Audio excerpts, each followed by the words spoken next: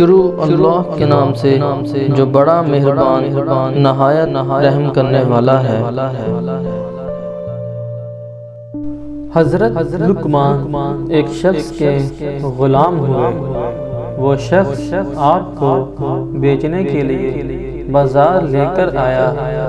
جب بھی کوئی شخص آپ کو خریدنے کے لیے آتا تو آپ اس سے پوچھتے، تم مجھے کس کام کے لیے لینا چاہتے ہو؟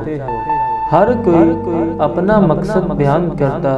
جیسے ہی وہ آپ کو اپنا مقصد بیان کرتا، آپ سے کہتا کہ اس کام کے لیے لے کر جانا چاہتا ہوں، غلام بنانا چاہتا ہوں، آپ کو خریدنا چاہتا ہوں۔ تو آپ کہتے، تم مجھے نہ خریدو تو بہتر ہے۔ آپ ایسے غلام تھے جن پر کسی آقا کی کوئی زبردستی نہیں چل سکتی تھی، لیکن اپنی مرضی سے اس شخص کے ساتھ جانا چاہتے تھے جو آپ کو صحیح مقصد کے لیے لے جانا چاہتا تھا۔ ایک بار ایک شخص آپ کو خریدنے کے لیے آیا۔ آپ نے سب سے پہلے پوچھا، مجھ سے کیا کام لوگے؟ کس مقصد کے لیے مجھے خریدنے آئے ہو؟ اس شخص نے کہا، میں آپ کو اپنے گھر کا چوکیدار بناؤں گا۔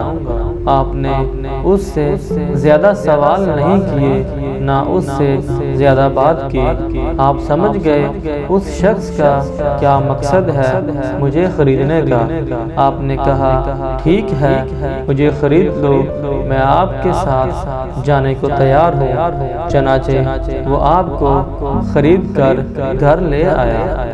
اب جس بستی میں اس کا گھر تھا، وہاں پر اس کی 3 بیٹیاں تھیں جو بہت گنہگار تھیں، یعنی غلط کاموں میں مبتلا تھیں، فاحشہ تھیں۔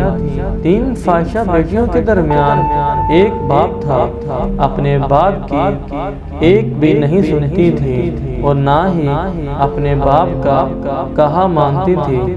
باپ کو شک ہوا کہ میری پیٹھ پیچھے یہ غلط کام کرتی ہیں، حرام کام کرتی ہیں، تو مجھے ان کی نگرانی کے لیے کسی کو رکھنا پڑے گا، کیونکہ وہ شخص خود زمینوں پر کام کرنے کے لیے جاتا تھا اور سارا دن باہر ہی گزارتا تھا، اور اس کی بیٹیاں اس کے پیچھے یہ غلط کام کرتی تھیں۔ اس لیے باپ نے آپ کو گھر کی نگرانی کے لیے خریدا تھا۔ ایک دن وہ شخص باہر جاتے وقت دروازہ بند کر کے آپ کے پاس آیا اور کہا کہ گھر میں میری بیٹیاں موجود ہیں اور گھر میں ضرورت کی تمام چیزیں موجود ہیں۔ یہ کہہ کر وہ اپنے کام کو چلا گیا۔ آپ باہر بیٹھ گئے اور اللہ کا ذکر کرنے لگے۔ کچھ دیر بعد لڑکیوں نے دروازہ کھولنے کو کہا، لیکن آپ نے دروازہ نہیں کھولا۔ آخر کار لڑکیوں نے پتھر مار مار کر آپ کو زخمی کر دیا۔ آپ کے سر سے خون بہنے لگا۔ آپ نے سارا خون صاف کیا اور شام تک دروازے پر ہی بیٹھے رہے اور دروازہ بالکل بھی نہیں کھولا۔ جب مالک شام کو گھر آیا تو آپ نے اس سے کسی قسم کی کوئی شکایت نہیں کی۔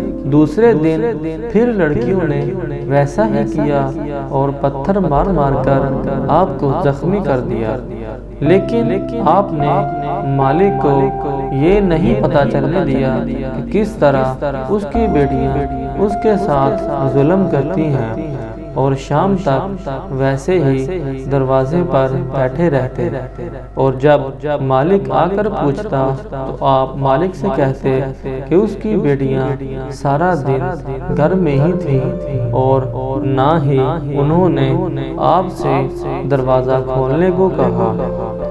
کچھ دن گزرنے کے بعد ایک لڑکی نے دوسری لڑکیوں سے کہا کہ اس غلام کی کیا شان ہے کہ ہم نے اس پر اتنا ظلم کیا، اس نے ہمارے باپ کو اس بارے میں کچھ بھی نہیں بتایا۔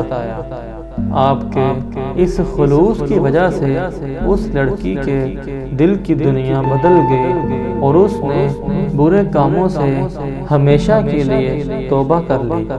دوسری بہن نے بھی اپنی چھوٹی بہن کو دیکھ کر توبہ کر لی اور یہ سب دیکھ کر تیسری بہن نے بھی توبہ کر لی۔ لڑکیوں کے باپ نے اسی وجہ سے آپ کو خریدا تھا کہ وہ جانتا تھا کہ آپ اللہ کے بہت نیک بندے ہیں اور آپ کی اس اچھی صحبت کی وجہ سے میری بیٹیاں بھی سدھر جائیں گی، اور اللہ کے کرم سے ویسا ہی ہوا۔ وہ تینوں لڑکیاں سچی توبہ کر کے اللہ والی بن گئیں۔